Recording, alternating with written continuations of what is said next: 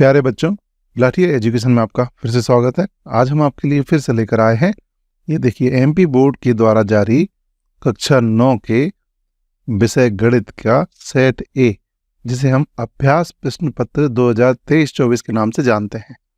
ये आपके MP board जो माध्यमिक शिक्षा मंडल भोपाल है, उसने कक्षा 9 से लेकर 12वीं तक के ये दो सेट अभ्यास प्रश्न पत्र के नाम से यानी कि प्री बोर्ड के नाम से जारी किए हैं। इस वीडियो में हम देखेंगे कक्षा 9 के गणित के सेट ए। ध्यान रखें, ये है सेट ए। ये देखिए, ये 75 नंबर का पूरा पेपर है और ये सेट ए है। इस वीडियो में हम आपके लिए इस पार्ट 1 में, ये देखिए पार्ट 1 में हम करेंगे आपके सभी ऑब्जेक्टिव टाइप के इस सेट के क्वेश्चंस। ये 2 सेट एमपी बोर्ड के द्वारा जारी किए गए हैं। इनसे आपकी वार्षिक परीक्षा में बहुत से क्वेश्चन पूछने की संभावना है। चलिए अब हम शुरू करते हैं। ये देखिए पहला क्वेश्चन है सही विकल्प वाले। ये देखिए, ये प्रत्येक इसका जो बहुविकल्पीय क्वेश्चन होगा वो 1 नंबर का होगा। आइए क्वेश्चन देखते हैं। ये देखिए, एक परिमेय और एक अपरिमेय संख्या का जो योगफल और अंतर होता है वो सदैव कैसी संख्या होगी, यानी सम और difference of a rational number and irrational number will be. यानी कि अगर एक मान लें हम एक परिमेय नंबर ले लें, जैसे 2 ले लिया, और एक अपरिमेय ले लें, तो ये अपरिमेय संख्या ले ली, मान लो √3। और दूसरा देखिए, ये तो हो गया जोड़ यानी कि सम के लिए हो गया, और इनका अंतर। तो इस प्रकार की ये संख्याएं किस प्रकार की होंगी, तो हम देखते हैं। एक परिमेय संख्या और एक अपरिमेय संख्या का जोड़ और घटाव यानी सम और डिफरेंस हमेशा इरेशनल नंबर होता है, इसलिए इसमें ऑप्शन बी सही है। चलिए अगले क्वेश्चन की ओर चलते हैं। Question number 2। तो इसमें देखिए, अगर यहाँ पे हम फॉर्मूला लगाएं a+b और a - b वाला, तो इसका जो फॉर्मूला होता है a² - b²। तो इस प्रकार अगर इसको सॉल्व करेंगे हम इस क्वेश्चन को, ये देखिए, तो हो जाएगा 3 का स्क्वायर माइनस √3 का स्क्वायर। तो ये देखिए घात 2 लगी है, तो 3 × 3 = 9, यानी 3 × 3 = 9 हो जाएगा, और इससे 1 कट हो जाएगा तो 3 बचेगा, यानी कि 6। इसलिए इसमें जो आंसर होगा वो होगा ऑप्शन डी। चलिए अगले क्वेश्चन की ओर चलते हैं। Question number 3। देखिए, निम्नलिखित में से कौन सा बहुपद नहीं है। ध्यान रखें, इस वर्ड को हमेशा ध्यान रखना है, जल्दबाजी में आप ना करें। बहुपद नहीं है। अब देखिए, ये 5 बहुपद है क्योंकि इसे हम अचर बहुपद बोलते हैं। अचर बहुपद यानी कि कांस्टेंट पॉलिनोमियल।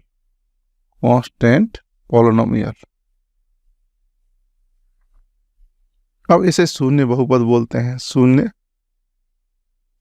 बहुपद यानी कि 0 पॉलिनोमियल।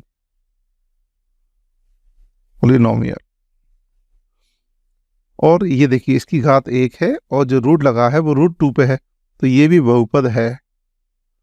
तो जो अपना सही उत्तर आएगा बहुपद नहीं वाला, यानी पॉलिनोमियल, नॉट अ पॉलिनोमियल, वो होगा ऑप्शन बी। क्यों? क्योंकि इसको अगर, ये देखिए 2, इस y की घात 1 है, तो ये y की घात 1 को जब ऊपर ले जाएंगे तो ये माइनस की हो जाएगी। तो इस प्रकार हम जानते हैं बहुपद यानी कि पॉलिनोमियल में किसी भी चर की घात ऋणात्मक नहीं होना चाहिए। तो यहाँ पे देखिए, ये देखिए -1 आ गया, इसलिए ये ऑप्शन बी इसमें सही है। तो option B is the right answer. चलिए अगला क्वेश्चन देखते हैं। Question number 4।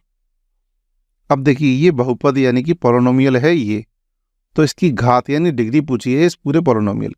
तो हम जानते हैं किसी भी बहुपद यानी पॉलिनोमियल में जो x, y जो चर होते हैं उसकी अधिकतम घात को हम उस पूरे बहुपद की घात यानी कि डिग्री बोलते हैं। तो इसमें सबसे बड़ी घात देखिए 4 है, ये देखिए 4 है, तो इसमें सबसे बड़ी घात कितना हो जाएगी 4, यानी किसी भी चर की अधिकतम घात ही उसकी डिग्री होती है। तो इसलिए आंसर इसमें बी सही है। चलिए अगला ऑप्शन देखते हैं। Question number 5।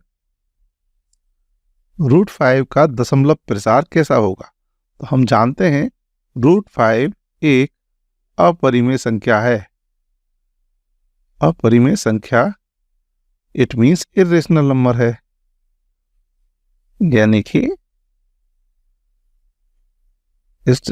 इरेशनल नंबर है। तो इरेशनल नंबर की जो प्रॉपर्टी होती है, गुण होता है, वो संख्या कैसी होती हैं? अशांत और अनावृत्ति। तो non terminating and not repeating या नॉन रिकरिंग बोलते हैं। चलिए अगले प्रश्न की ओर चलते हैं। क्वेश्चन नंबर 6, समीकरण, एक ये समीकरण दिया गया है। अब ये देखिए, ये है रेखिक समीकरण।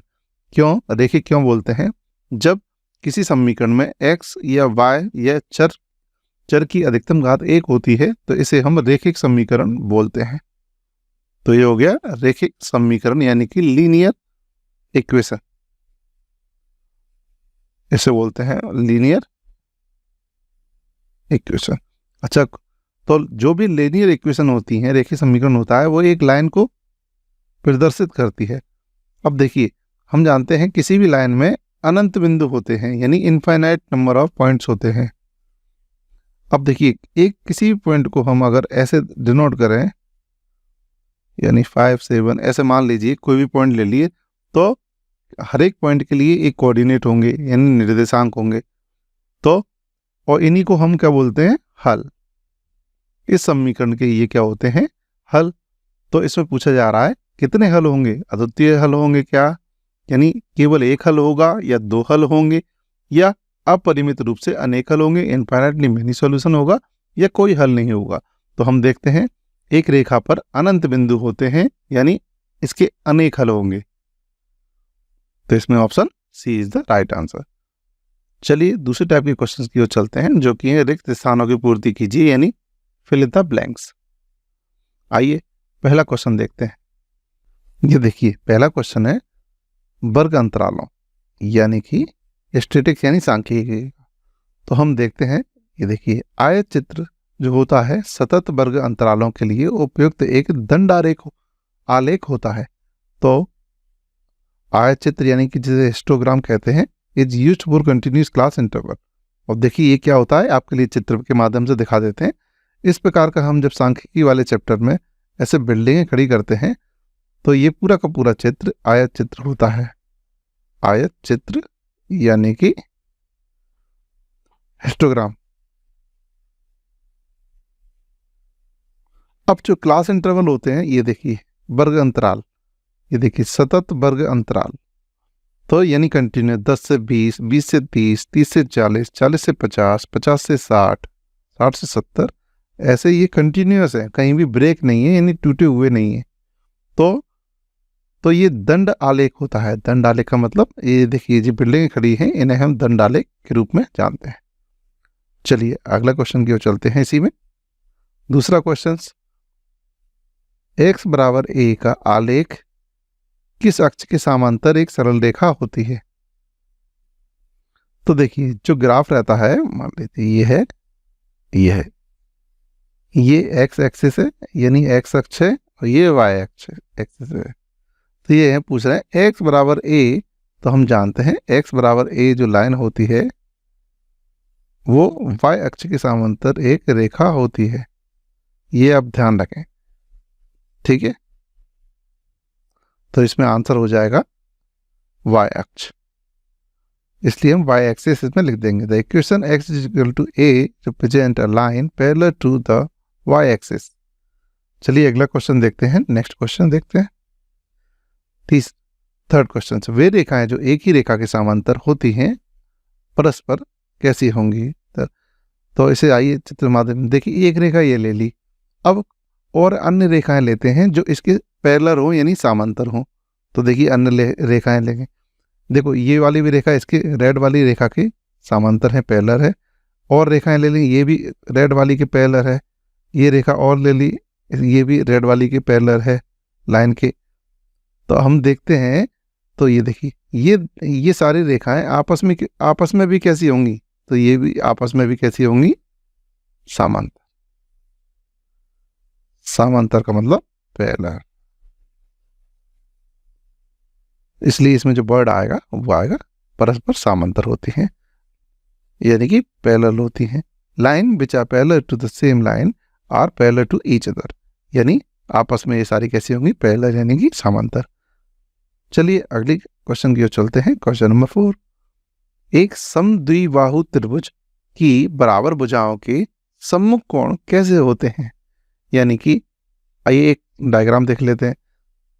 ये देखिए आंसर होगा बराबर होते हैं, यानी इक्वल होते हैं। आइए समझते हैं इसे। ये देखिए एक त्रिभुज ले लिया। अगर ये समद्विबाहु त्रिभुज है तो ऐसा त्रिभुज जिसकी दो भुजाएं बराबर होती हैं वो समद्विबाहु यानी आइसोसेलेस ट्रायंगल कहलाता है।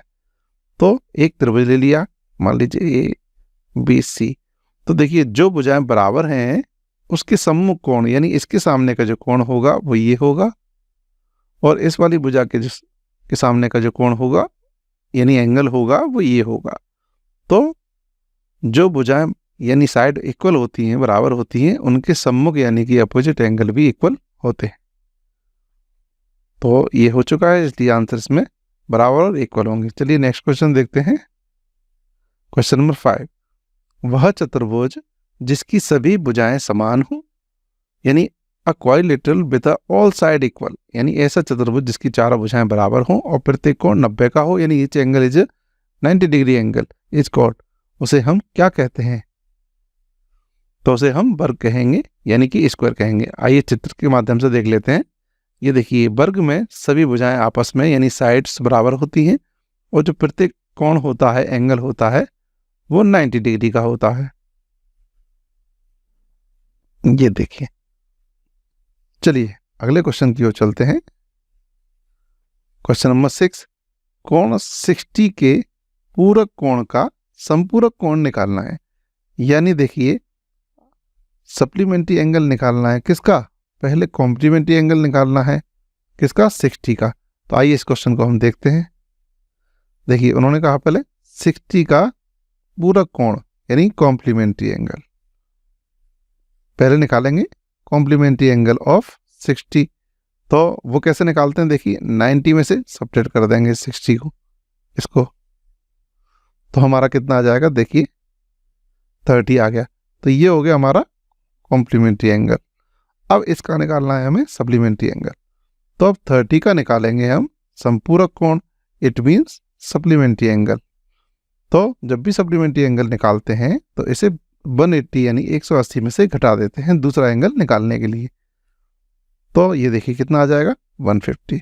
तो यहाँ पे आंसर हो जाएगा 150 यानी 150 डिग्री। चलिए अगले क्वेश्चन की ओर चलते हैं।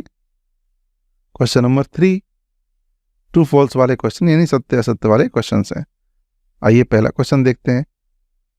y इक्वल टू 0 x अक्ष का समीकरण होता है। तो ये कथन क्या होगा? सत्य होगा। यानी कि अगर हम x एक्स के बारे में बात करें, एक्सेस यानी x एक्सिस और y एक्सिस, x अक्ष और y अक्ष, तो ये देखिए ये दोनों ही अक्ष रेखाएं हैं। तो इस रेखा का यानी x अक्ष का जो समीकरण होगा वो y बराबर 0 होता है समीकरण, और जो y अक्ष होता है उसका समीकरण होता है x बराबर 0। तो ये कह रहे हैं y बराबर 0 क्या x अक्ष का समीकरण है? तो हम जानते हैं x अक्ष का जो समीकरण होता है वो y बराबर 0 होता है। तो इसलिए ये कथन क्या है? यानी this statement is true. The equation y is equal to 0 represent the x axis. चलिए नेक्स्ट क्वेश्चन पे चलते हैं। सेकंड क्वेश्चन है इसका, यदि दो त्रिभुजों के संगत कोण बराबर हों तो वो त्रिभुज सर्वांगसम होंगे। यानी द ट्राइंगल्स यानी टू और more triangles are congruent if their corresponding angles are equal. तो आइए इसको चित्र के माध्यम से देखते हैं। मान लो दो त्रिभुज ले लिए, तो दो त्रिभुज मान लो ले लिए, उनके संगत कोण बराबर हैं, जो करस्पॉन्डिंग एंगल्स हैं वो बराबर है। करस्पॉन्डिंग का मतलब जो ऊपर का एंगल है ऊपर के एंगल के इक्वल, जो लेफ्ट साइड का एंगल है वो लेफ्ट साइड वाले एंगल के इक्वल, और जो राइट साइड वाला एंगल है वो राइट साइड वाले एंगल के इक्वल। तो यहाँ देखिए संगत कोण तो बराबर हो गए, पर देखिए बड़े छोटे का अंतर आपको दिख रहा है। तो इस प्रकार के जो कोण होते हैं वो समरूप होते हैं यानी सिमिलर होते हैं। कौन से? कॉन्ग्रुएंट ना होके क्या होते हैं? सिमिलर। इसलिए ये कथन क्या हो जाएगा, असत्य हो जाएगा। कि यहाँ पे बोल रहे हैं सर्वांगसम। सर्वांगसम होने के लिए सारी भुजाएं भी इक्वल होना चाहिए थी, सारी साइड्स भी इक्वल होना चाहिए थी, जो कि नहीं है, इसलिए ये कथन हो जाएगा असत्य, फॉल्स। आइए थर्ड क्वेश्चन देखते हैं। देखिए, किसी त्रिभुज में अधिकतम 2 कोण अधिक कोण हो सकते हैं। यानी कोई भी हमने ट्रायंगल लिया, मान लीजिए एक ट्रायंगल लिया, उसमें 8 most 2 angles can be obtuse angle.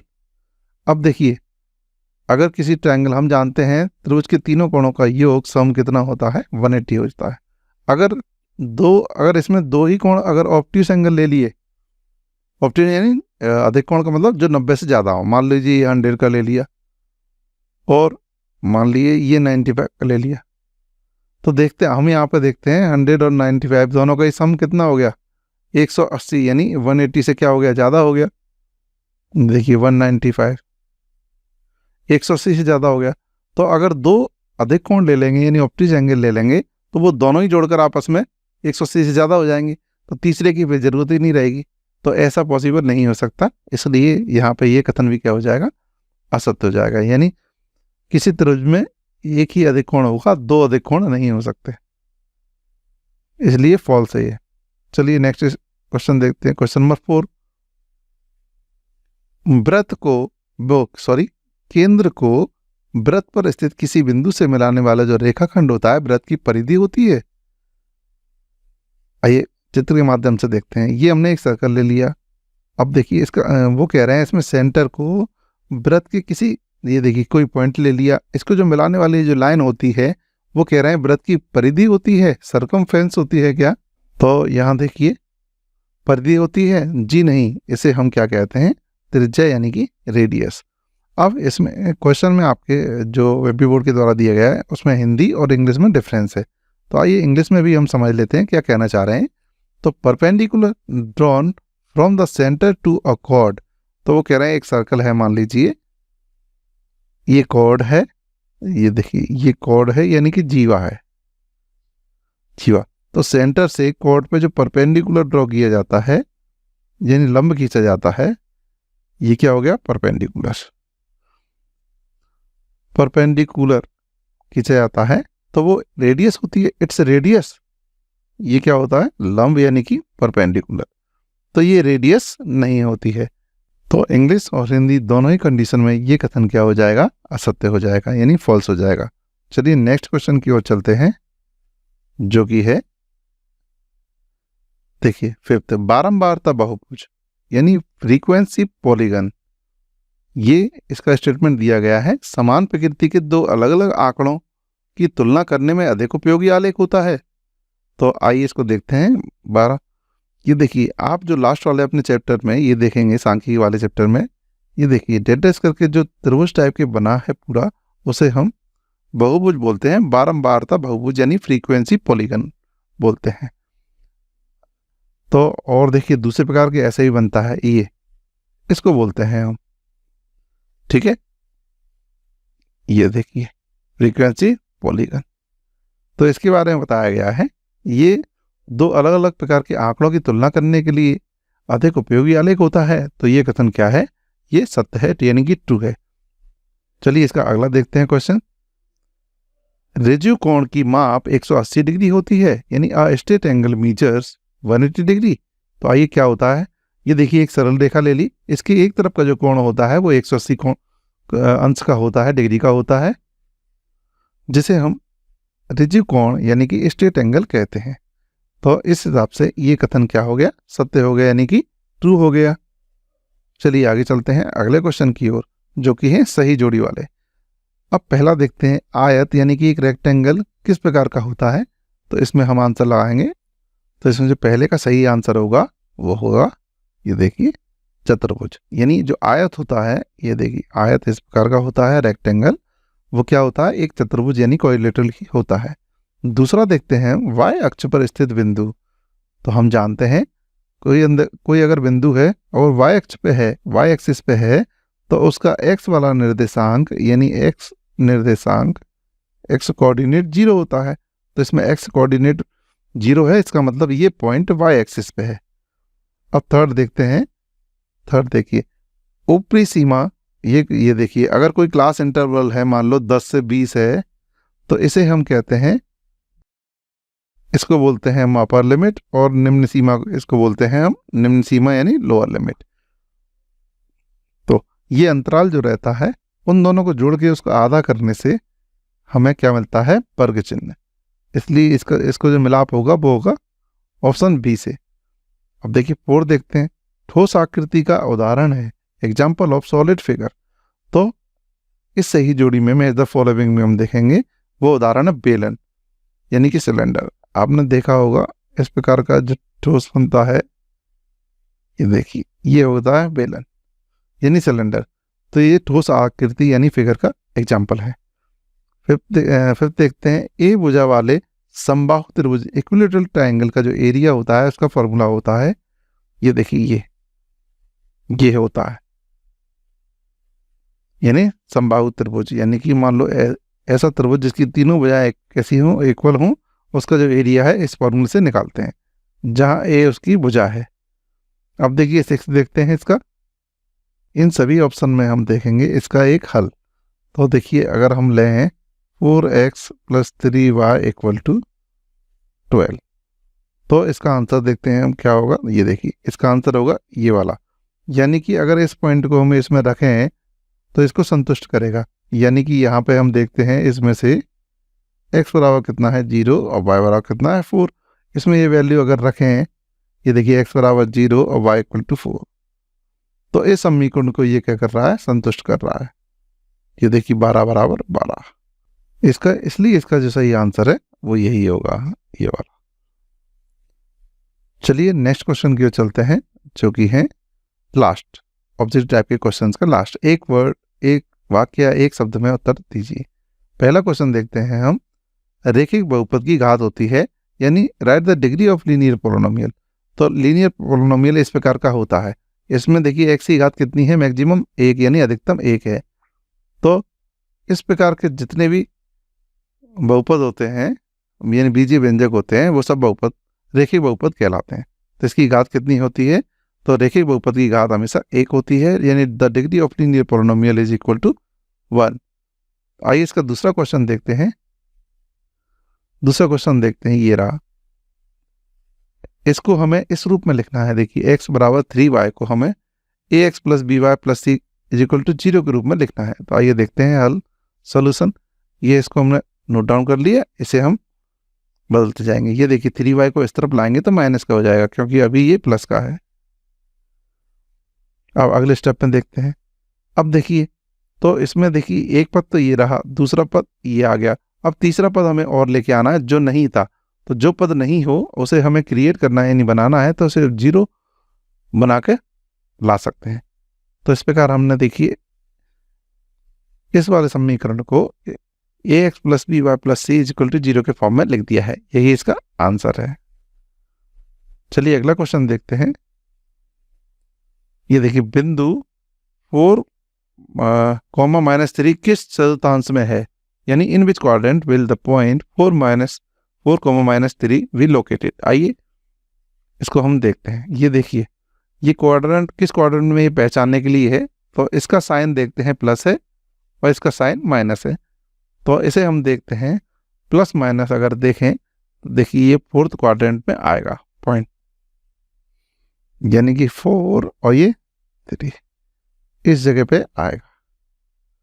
तो इसलिए हम इसका उत्तर लिख देंगे, ये चतुर्थांश में होगा, यानी 4th क्वाड्रेंट में होगा ये पॉइंट। चलिए नेक्स्ट देखते हैं अगला क्वेश्चन, क्वेश्चन नंबर 4। इसको भी हम उसी तरीके से देखते हैं। इसका आंसर देखिए, एक्स अक्ष से दूरी किसी भी पॉइंट की, एक्स एक्सिस से दूरी किसी भी एक्सिस से दूरी होती है, डिस्टेंस होती है किसी पॉइंट की। तो जिस एक्सिस से पूछी है उसका अपोजिट कोऑर्डिनेट होता है, यानी निर्देशांक होता है। यानी एक्स अक्ष से दूरी पूछ रहे हैं तो ये होगा वाई कोऑर्डिनेट, और अगर वाई अक्ष से दूरी पूछेंगे तो वो होगा एक्स कोऑर्डिनेट यानी निर्देशांक। तो इसका जो सही आंसर है वो कितना होगा? 2।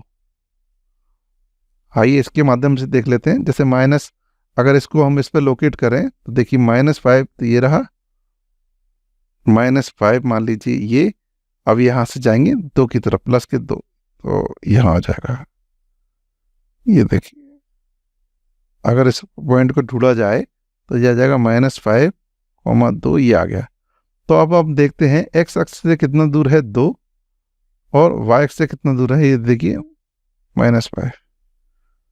तो x अक्ष से यानी इससे कितना दूर है वो 2 यूनिट, इसलिए आंसर इसमें क्या हो जाएगा 2 हो जाएगा। तो ये इसका आंसर है। चलिए अगले क्वेश्चन की ओर चलते हैं।